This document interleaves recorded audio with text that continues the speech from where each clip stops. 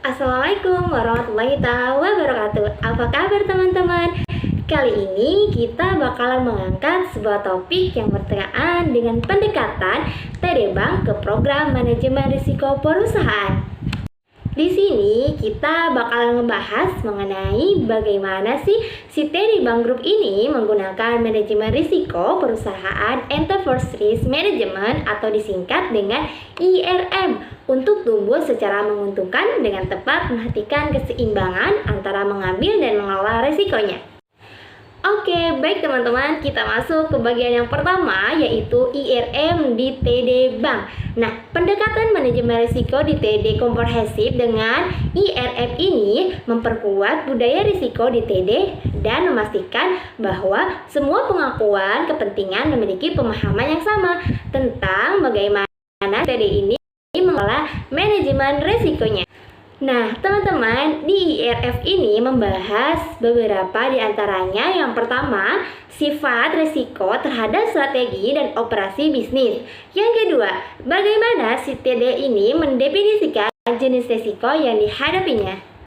Yang ketiga, tata kelola manajemen risiko. Dan yang keempat, yaitu bagaimana si TD ini mengelola risiko melalui proses mengidentifikasi, mengukur, menilai, mengendalikan, serta memantau risikonya. Nah, risk avoid statement ini di TD ini adalah sarana untuk yang digunakan mengomunikasikan bagaimana si TD ini memandang risiko yang bersedia diambilnya untuk mengembangkan bisnisnya. Yang kedua, yaitu kita harus memahami risiko organisasi membantu memperkuat budaya risiko. Jadi, setiap komponen di IRF memperkuat budaya risiko yang diinginkan dari TD Bank dan semuanya. Sama pentingnya untuk kita memastikan bahwa si TD ini telah berhasil mengelola risikonya. Nah, IRF ini menempatkan bagaimana si TD ini mengelola perusahaannya. Nah, dari istilah-istilah yang perlu kita tahu dalam mengelola risiko perusahaan ini antara lain, yang pertama, risiko strategi, risiko pasar, risiko likuiditas, opsional, risiko asuransi, risiko hukum, risiko kecukupan, modal, dan risiko reputasi.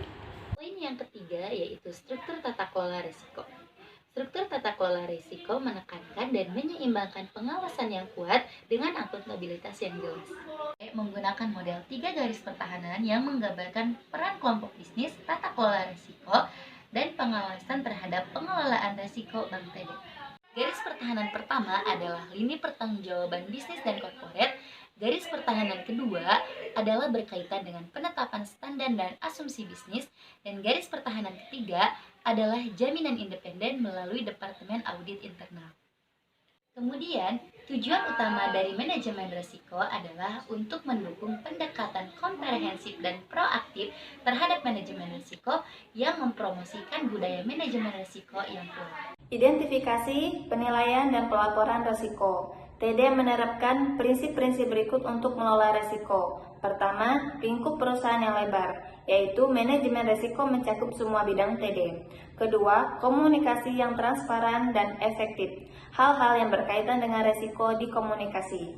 Ketiga, akuntabilitas yang tingkat, yaitu risiko secara eksplisit dimiliki, dipahami, dan dikelola secara aktif. Keempat, pengawasan independen, yaitu kebijakan pemantauan dan pelaporan risiko. Kelima, risiko terintegrasi dan budaya pengendalian, yaitu disiplin manajemen risiko diintegrasikan ke dalam rutinitas keseharian. Keenam, keseimbangan strategis, yaitu risiko dikelola dan di tingkat eksposur yang dapat diterima. Identifikasi dan penilaian risiko difokuskan pada pengenalan dan pemahaman risiko yang ada.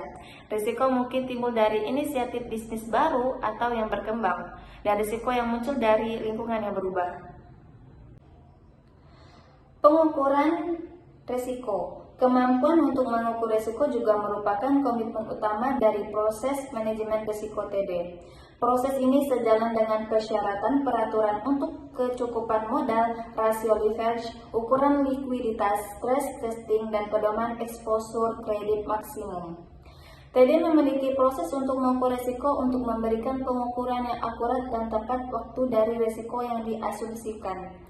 Dalam mengukur risiko, TD menggunakan berbagai metodologi pengukuran risiko, termasuk analisis value at risk, analisis skenario, stress testing, dan limit. Contoh lain dari pengukuran risiko termasuk exposure kredit, penyisihan kerugian kredit, perbandingan rekan, analisis tren, cakupan likuiditas, dan metrik kecukupan modal. Pengendalian risiko. Proses pengendalian risiko TD ditetapkan dan dikomunikasikan melalui komit risiko dan kebijakan prosedur, dan batas kendalian disetujui. Kebijakan digunakan sebagai alat pengendalian risiko utama untuk memberikan konsistensi, prediktabilitas, dan keselarasan dengan selera risiko dengan mengkomunikasikan prinsip, aturan, dan batasan untuk memadu dan menentukan keputusan dan perilaku. Sebagai pengakuan akan pentingnya pengendalian dan manajemen risiko teknologi, TD telah membentuk program manajemen risiko yang teknologi dan keamanan informasi yang dirancang untuk mengurangi risiko bisnis dengan kontrol teknologi dan untuk melindungi bank, pelanggannya, dan karyawannya. Pemantauan dan pelaporan risiko. TD memantau dan melaporkan tingkat risiko secara teratur kepada manajemen senior, RCUB, dan Dewan. Nah, melengkapi pemantauan dan pelaporan risiko secara berkala, pelaporan risiko ADHUC disediakan sesuai dengan risiko yang baru dan yang muncul atau perubahan signifikan pada profil risiko bank. Pelaporan khusus risiko juga ada seperti yang dijelaskan dalam kerangka kerja khusus risiko yang relevan. TD Risiko Manajemen menilai berbagai faktor untuk menentukan apakah bank mengambil risiko sesuai dengan risk appetite statement dan apakah tingkat risiko berubah dalam bisnis sebagai akibat tindakan dari manajemen atau faktor eksternal. Penilaian tahunan atas kinerja manajemen terhadap selera risiko TD digunakan sebagai masukan utama dalam keputusan kompensasi. Pelaporan eksternal yang luas dibuat untuk memenuhi persyaratan hukum dan peraturan. Jadi kesimpulan materi ini adalah pendapatan TD Bank dipengaruhi oleh bisnis umum dan kondisi ekonomi di Kanada dan Amerika Serikat. Kondisi tersebut meliputi suku bunga jangka panjang dan jangka pendek. Lalu ada inflasi, fluktuasi utang, dan pasar modal. Terus ada tingkat utang konsumen, ada pengeluaran pemerintah, ada nilai tukar, ada kekuatan ekonomi, ada ancaman terorisme, ada kerusuhan sipil, ada dampak darurat kesehatan masyarakat. Terus ada dampak gangguan terhadap infrastruktur publik, dan yang terakhir ada tingkat bisnis yang dilakukan di wilayah tempat bank beroperasi. TD Bank menggunakan kerangka kerja ERM yang menekan dan menyeimbangkan pengawasan pusat dan pengendalian risiko yang akuntabilitas dan kepemilikan risiko yang jelas dalam setiap segmen bisnis.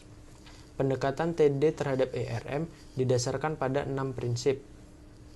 Yang pertama ada lingkungan perusahaan secara luas. Yang kedua ada komunikasi yang transparan dan efektif. Yang ketiga ada akuntabilitas yang ditingkatkan. Yang keempat ada pengawasan independen.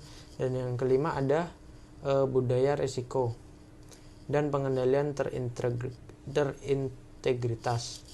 Yang terakhir ada keseimbangan strategis.